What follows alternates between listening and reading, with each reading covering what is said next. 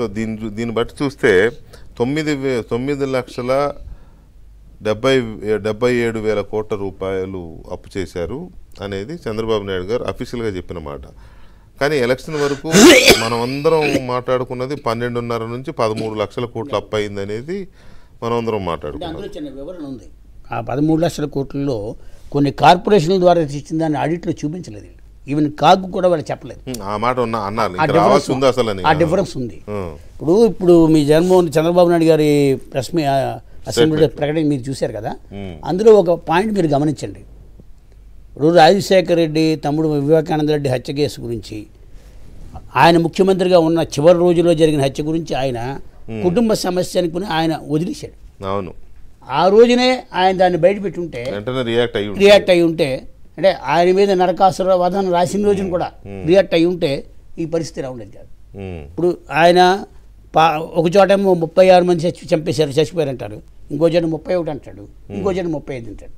మీకు గుర్తుందో లేదో 2009 సెప్టెంబర్ 10 రాజశేఖర రెడ్డి గారు చనిపోయినప్పుడు విపరీతమైన వర్షాలు రాష్ట్రం అంతా, అంటే వరదల్లో కొట్టుకుపోయిన వాళ్ళు, పిడుగులు పడి చచ్చిపోయిన వాళ్ళు పేర్లు కూడా రాసి 600 మంది చచ్చిపోయారని రాశారు. రాజశేఖర రెడ్డి గారు ఇంట్లో వాళ్ళు కానీ బయట వాళ్ళు ఎవరు చనిపోలే, కేవలం పిడుగుపాటు పడిన వాళ్ళు, వరదల్లో కొట్టుకుపోయినాడు పేరు కూడా రాసేసి ఓదార్పు యాత్ర రాస్తే ఒక చోట ఇడుపుల పైన శిలాపరకం కూడా పెట్టేశారు 600 పేర్లని. ఎక్కడ ఆ రోజు కూడా చంద్రబాబు ప్రభుత్వం కానీ ఎవరు కానీ వెరిఫికేషన్ చేయలేదు. నిజమే కాబట్టి చనిపోయారు. నిజమే కావచ్చని కాదు కానీ అబద్ధం కాదనుకోవచ్చు. ఇప్పుడు నిజమా అబద్ధం పక్కన పెడితే వాళ్ళు క్లెయిమ్ చేసుకుంటున్నారు, చేసుకుని దాంట్లో ఇప్పుడు కొంపలు మునిగిపోయింది ఏముంది. వెరిఫై చేయలేదు. ఆ రకంగానైనా ఒక కుటుంబానికి ₹1,00,000 వస్తున్నాయి కదా, ఎందుకు వాళ్ళ నోటి కాడ కూడా ఎందుకు తీయాలి?